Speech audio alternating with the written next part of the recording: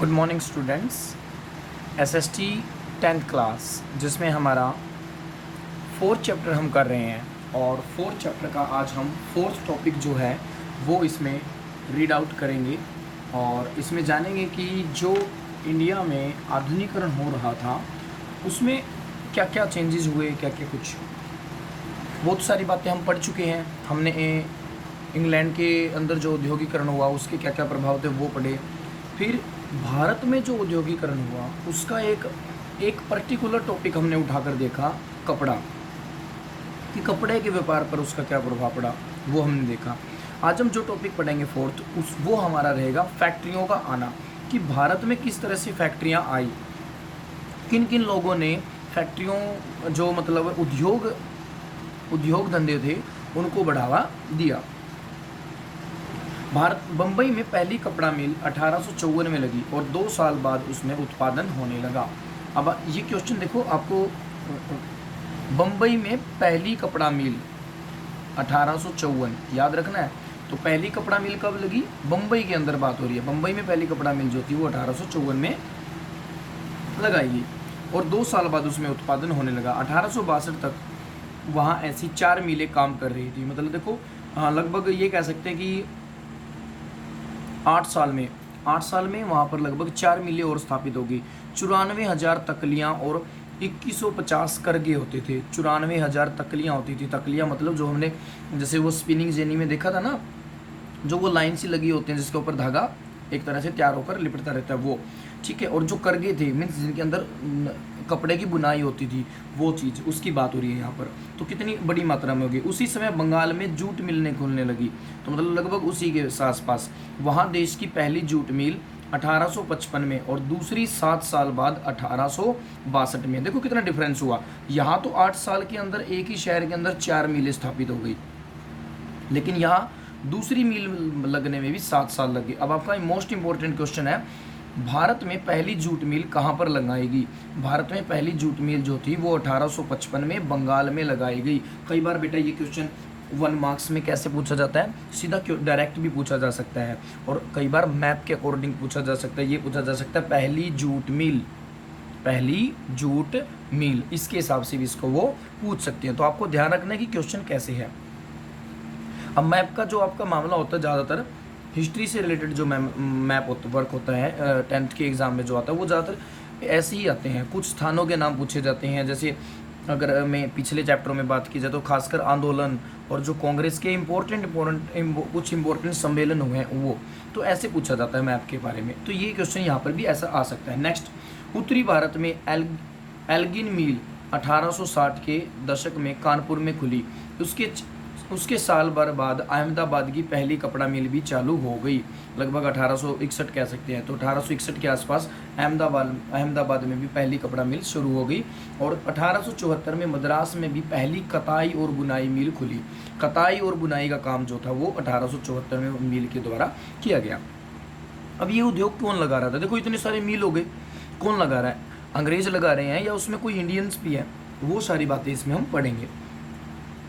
और अगर खोल रहा है कौन लगा रहा है और पूंजी कहाँ से ला रहा है और मिलों में काम करने वाले कौन थे। एक पिक्चर दी गई है, देखिए। जमशेद जी जीजी भोए एक पारसी बुनकर के बेटे थे। किसके बेटे थे? पारसी बुनकर। अपने समय के बहुत सारे लोगों की तरह उन्होंने भी चीन के साथ व्यापार और जहाज लाने का काम किया। उनके पास जहाज़ों का एक विशाल बेड़ा था। उनके पास क्या था? जहाज़ों का विशाल बेड़ा था। और अंग्रेज और अमेरिकी जहाज कंपनियों के साथ प्रतिस्पर्धा के कारण 1850 के दशक में तक उन्हें सारे जहाज बेचने पड़े। क्यों? क्योंकि अब देखो जो अमेरिकी जहाज कंपनियां थी और जो अंग्रेज़ थे वो किसी को अपने आगे टिकने नहीं देते थे, उनकी चलने नहीं देते थे। तो इसी वजह से इनका भी बिजनेस एक तरह से क्या कर दिया गया, जो जहाज़ बेचने का काम था वो डिस्ट्रॉय कर दिया उन्होंने। इनको अपने सारे जहाज़ बेचने पड़े, इतने जहाज़ होते हुए भी। तो ऐसे कुछ लोग थे। अब पैसा तो था ही ना इनके पास। अब हम करते हैं प्रारंभिक उद्यमी। प्रारंभिक जो उद्यमी की बात की जा रही है यहाँ पर, उसमें कौन होगा, कैसे होगा, वो हम इसमें पढ़ेंगे। देश के विभिन्न भागों में तरह तरह के उद्योग लगा रहे थे। देश के में विभिन्न भागों में तरह तरह के लोग उद्योग लगा रहे थे, मतलब अलग अलग तरह के लोग जिनके पास पैसा था वो अलग अलग उद्योग लगा रहे थे। आइए देखते हैं ये लोग कौन थे। बहुत सारे व्यावसायिक समूहों का इतिहास चीन के साथ व्यापार के ज़माने से चला आ रहा था। मतलब बहुत सारे जो व्यापारिक लोग थे ना, उनका जो ग्रुप था वो चीन के साथ जो व्यापार था ना पुराने इतिहास से, तभी से वो व्यापार के अंदर काफ़ी ठाठ थे उनके, मतलब काफ़ी बड़ा नाम था उनका व्यापार के अंदर। जैसा कि पिछले साल की किताब में आपने पढ़ा था, 18वीं सदी के आखिरी से अंग्रेज भारतीय अफीम का चीन को निर्यात करने लगे। मतलब पिछली किताब में भी आप पढ़ के आए हो कि जो 18वीं सदी के आखिरी के जो टाइम थे ना, तो चीन में क्या होने लगा था, जो चीन को निर्यात किया जाता था भारतीय अफीम, इसके बदले में वे चीन से क्या खरीदते थे, चाय खरीदते थे जो इंग्लैंड जाती थी। इस व्यापार में बहुत सारे भारतीय कारोबारी सहायक की हैसियत में पहुंच गए थे। मतलब सहायक, एक तरह से सहायक का काम कर रहे थे, किसी न किसी तरह से सहायता प्रदान करते थे। और वह सहायता कैसी होती थी, वे पैसा उपलब्ध करवाते थे, आपूर्ति सुनिश्चित करते थे कि कितनी पूर्ति है हो गई है, कितनी करनी है, और माल को जहाज़ों में लाद कर आगे रवाना किया जाता था इंग्लैंड के लिए। तो इतना काम होता था। व्यापार से पैसा कमाने के बाद उनमें से कुछ व्यवसायी भारत में औद्योगिक उद्यम स्थापित करना चाहते थे। मतलब कुछ लोगों ने इतना पैसा कमा लिया था कि वो चाहते थे कि अब हम क्यों ना हम खुद भी अपने उद्योग धंधे स्थापित कर लें यहाँ पर, उसके लिए। नेक्स्ट इसमें कहता है फिर उसके बाद कहता है व्यापार। बंगाल में द्वारकानाथ, अगर बात की जाए तो बंगाल में द्वारकानाथ टैगोर ने चीन के साथ व्यापार में खूब पैसा कमाया और वे उद्योगों में निवेश करने लगे। अब अच्छा पैसा कमा लिया, आज अभी भी तो बहुत सारे लोग होते हैं जिनकी अच्छी इनकम सोर्सेज होते हैं ना, फिर वो क्या करते हैं, अपना पैसा इन्वेस्टमेंट करने लग जाते हैं। जैसे वो म्यूचुअल फंड की टीवी में ऐड नहीं आती है कि आप अपना पैसा यहाँ पर इन्वेस्ट कर सकते हो, ठीक है। तो यहाँ ये भी क्या कर रहे हैं, पैसा लगा रहे हैं, ठीक है, निवेश करने लगे ये अपने पैसे का। और 1830 और 40 के दशक में उन्होंने 6 संयुक्त उद्यम कंपनियां लगा ली थी। संयुक्त उद्यम का मतलब क्या है, जुड़ी हुई, किसी न किसी और के साथ जुड़कर, ठीक है।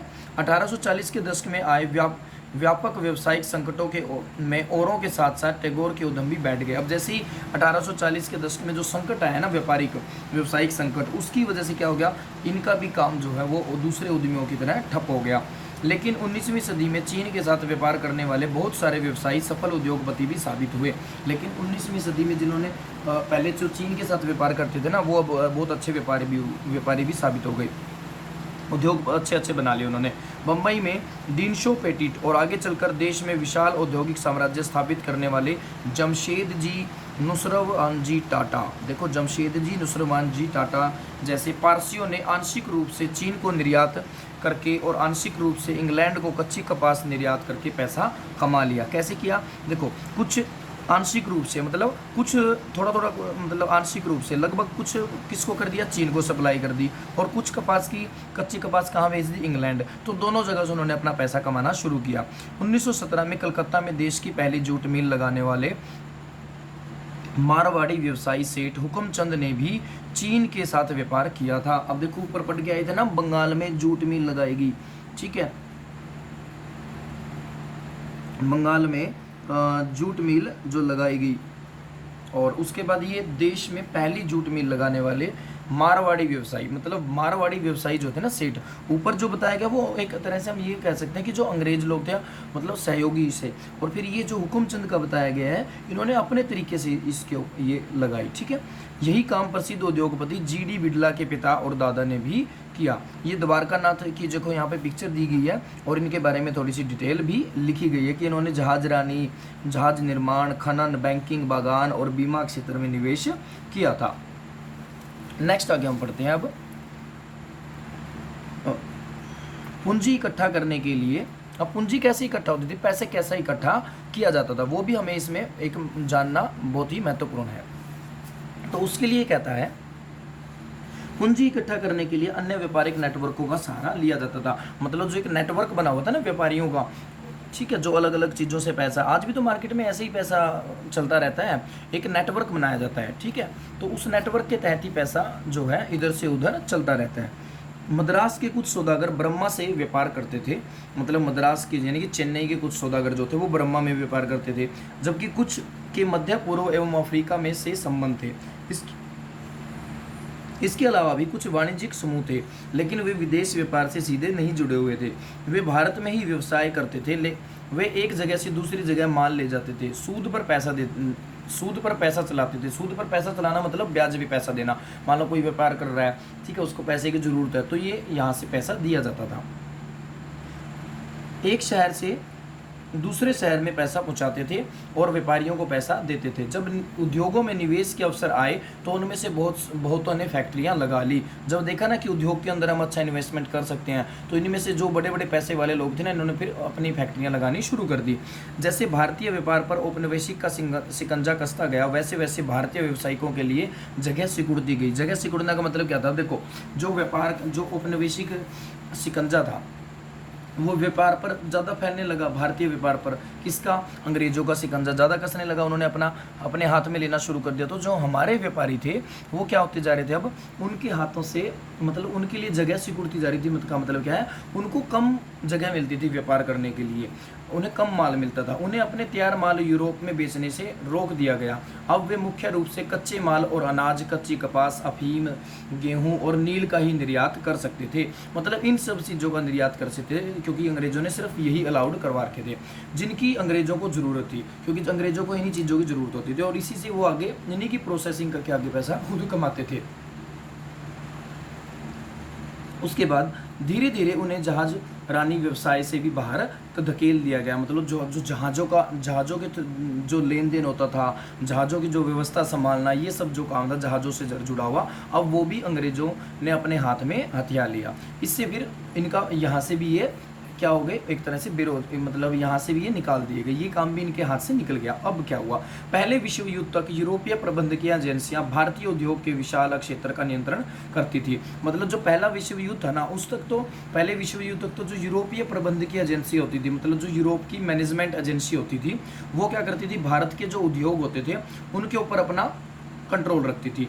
इनमें Bird Heilgers and company, Andrew Yule और जॉर्डिन स्किनर एंड कंपनी सबसे बड़ी कंपनियां थी। ये कुछ कंपनियां हैं, ये एजेंसियां पूंजी जुटाती थी। पूंजी जुटाने का काम क्या होता है? मतलब कि इधर उधर से पैसा इकट्ठा करना, और जब जिसको जरूरत होती थी उसके हिसाब से उसको पैसा भी प्रोवाइड करवाती थी। संयुक्त उद्यम कंपनियां लगाती थी और उनका प्रबंधन संभालती थी। संयुक्त उद्यम कंपनियां लगाने का मतलब क्या है कि आपस में मिलजुल कर, मतलब जॉइंट में कंपनी लगाना, साझेदारी में कह सकते हो आप एक तरह से।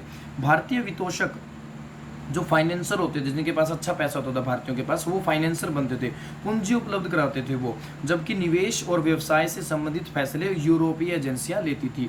यूरोपीय व्यापारियों, उद्योगपतियों ने अपने वाणिज्यिक परिसंघ थे जिनमें भारतीय व्यवसायियों को शामिल नहीं किया जाता था।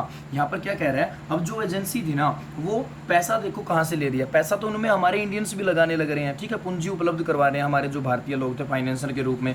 लेकिन जो निवेश और जो व्यवसाय से संबंधित जो बड़े फैसले होते थे ना, वो एजेंसी के लोग ही लेते थे।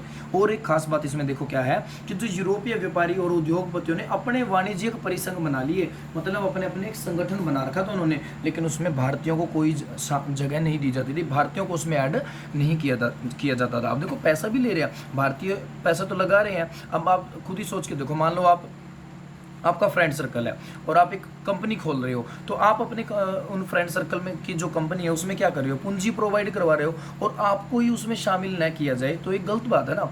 तो ये भी यहाँ पर भी ऐसा किया जा रहा था। आगे मजदूर कहाँ से आते थे? अब इतने सारे जो नए नए उद्योग स्थापित हो रहे, तो वहाँ पर मजदूर कहाँ से प्रोवाइड किए गए, वो हम इसमें पढ़ते हैं।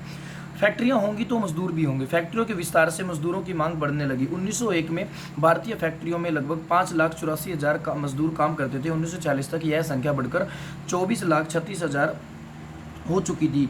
ये मजदूर कहाँ से आई? अब देखो 1901 और कहाँ 1940, तो कितना डिफरेंस आ गया इसमें। लगभग 45 साल में 45 साल में हम लगभग ये कह सकते हैं कि मोटा सा आंकड़ा अगर मान के चलें तो 19 साढ़े 19 लाख लोग बढ़ोतरी हो चुकी थी। ज़्यादातर औद्योगिक इलाकों को मजदूर आसपास के जिलों से आते थे। मतलब जहाँ पर ज़्यादातर फैक्ट्रियाँ होती थी ना, वहाँ पर मजदूर भी उसी के आसपास के शहर, गाँव या जिलों के होते थे। जिन किसानों, कारीगरों को गाँव में काम नहीं मिलता था, वे औद्योगिक केंद्रों की तरफ जाने लगते थे। कहाँ जाने लगते थे? औद्योगिक केंद्र, मतलब जहाँ पर फैक्ट्रियाँ वगैरह हैं। 1911 में बम्बई के सूती कपड़ा उद्योग में काम करने वाले 50% से ज़्यादा मजदूर पास के रत्नागिरी जिले से आए थे। 50% जो मजदूर है वो कहाँ से है? रत्नागिरी, जो उसी के पास का एरिया है।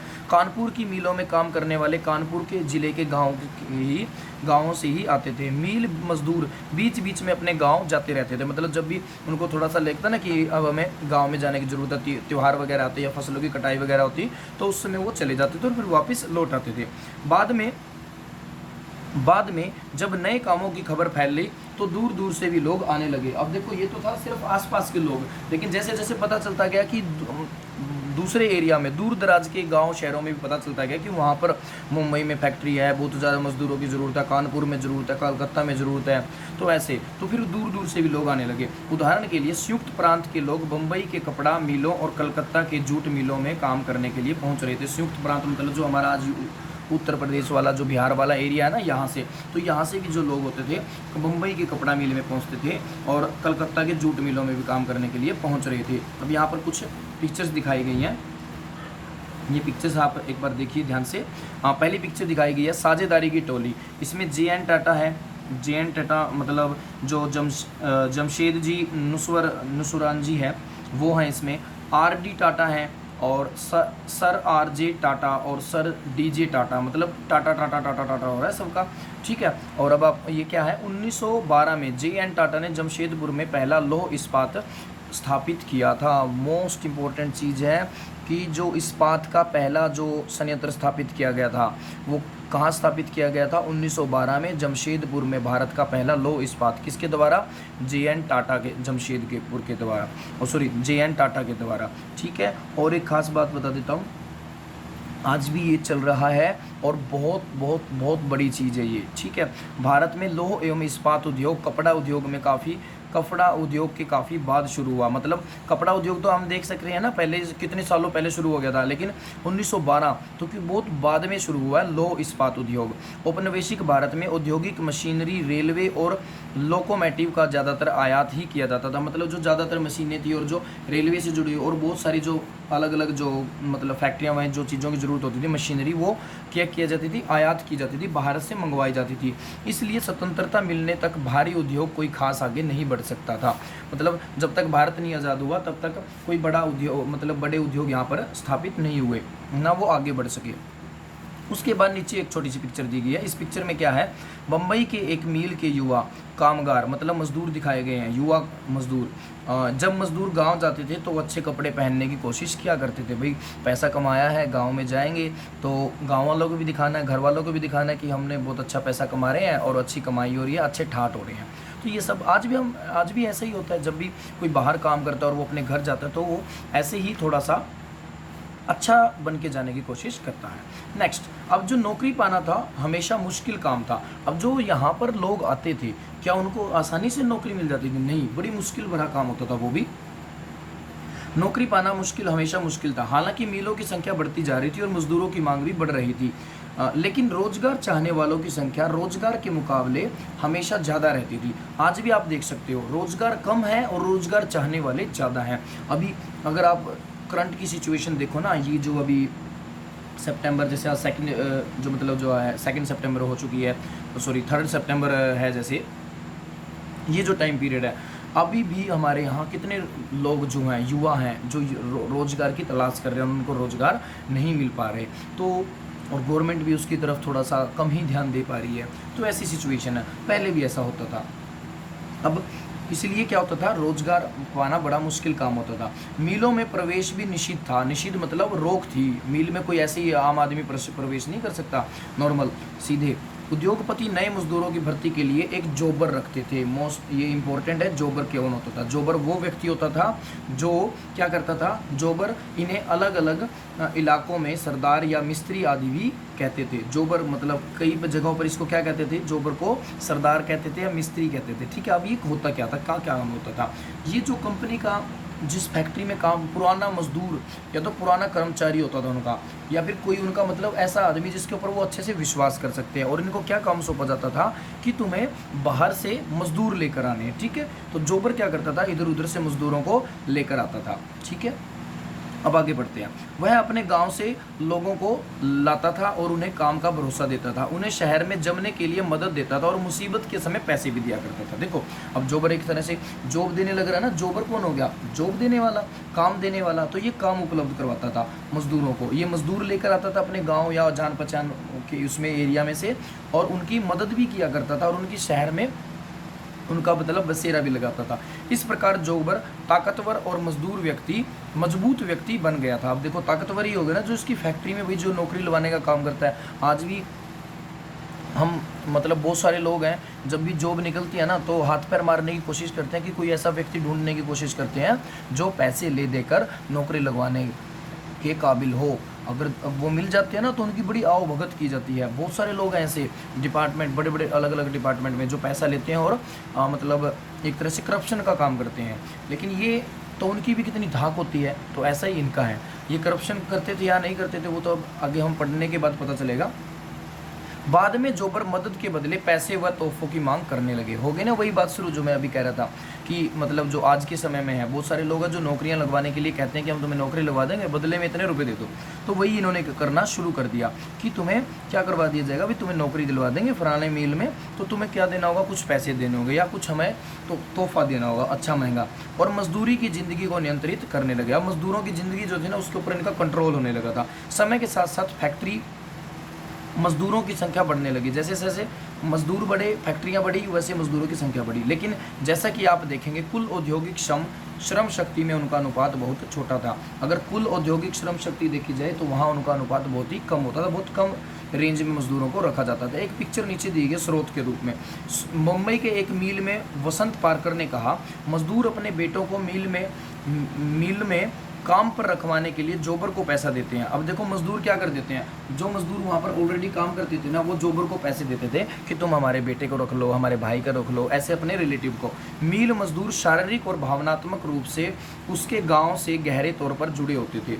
वह गांव जाकर फसलों की कटाई करता था। कोंकणी लोग धान काटने और घाटी यानी गन्ना काटने गाँव में जाते थे। यह एक स्वीकृत व्यवस्था थी जिसके लिए मील वाले छुट्टी दे देते थे। मतलब उनको परमिशन दी जाती थी कि तुम्हें भाई जब तुम्हारा फसल कटाई का समय होगा उस समय हमारे यहाँ से छुट्टी दे दी जाएगी, तुम अपने गांव जाकर अपना काम वाम संभाल सकते हो। नेक्स्ट है, एक भी स्रोत और दिया गया है।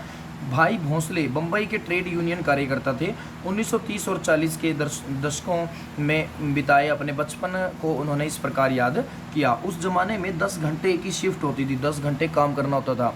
शाम 5 बजे से सुबह 3 बजे तक काम के सबसे भयानक घंटे होते थे। होंगे भाई भयानक, इतनी रात को भी काम करना, ठीक है। शाम 5 बजे से सुबह 3 बजे तक हमारी नींद होती है और कितना नींद की आगोश में चले जाते, बहुत बुरा हाल है।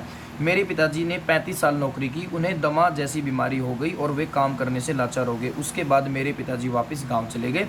अब ये जो स्रोत है ये कहाँ से लिया गया, ये इसके बारे में दिया गया है। एक पिक्चर दी गई अहमदाबाद की, एक के मील में कताई में लगी मजदूर औरतें। तो ये कताई में लगी हुई हैं, कतने लग रही हैं और मजदूर दिखाई गई हैं। औरतें मुख्य रूप से कताई विभाग में ही काम करती थी। मतलब ये इनका एक थोड़ा सा इनके हाथों से ज़्यादा ये कर सकती थी, कोई इसमें ज़्यादा इनको मतलब वजन उठाना ये ऐसा कोई काम नहीं था जिससे इनको शारीरिक परेशानी ज़्यादा हो, ठीक है। तो ये था बेटा हमारा 4th टॉपिक जिसमें हमने पढ़ा फैक्ट्रियों का आना, किस तरह से हमारे देश में फैक्ट्रियों का आगमन हुआ। नेक्स्ट जो टॉपिक होगा वो होगा औद्योगिक विकास का अनूठापन। जो औद्योगिक विकास हुआ उसमें क्या अनूठापन है।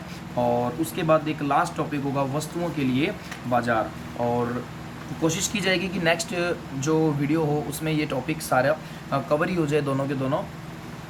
Thank you, have a good day.